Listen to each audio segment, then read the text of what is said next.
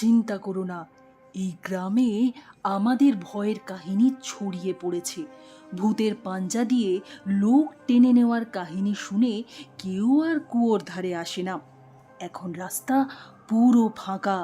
4 দিন পর এই সুড়ঙ্গ গ্রামের পুরনো প্রাসাদের সঙ্গে জুড়ে যাবে, আর আমরা তার ভাণ্ডারের কোটি টাকার সম্পত্তি এখান দিয়ে নিয়ে চলে যাব। কিন্তু এই কুয়োটাই কেন বেছে নিলে বস?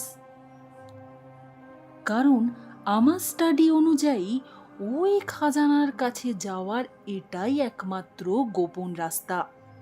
আমরা যদি সাধারণভাবে যেতাম তাহলে সবাই জিজ্ঞেস করত, এই জিনিস কোথা থেকে এলো, কোথায় নিয়ে যাচ্ছ। কিন্তু এখন কেউ আসবেই না ভয় পেয়ে, আর জিজ্ঞেস করার তো প্রশ্নই নেই। ও, এতক্ষণে কুয়োর ভূতের রহস্য পরিষ্কার হলো।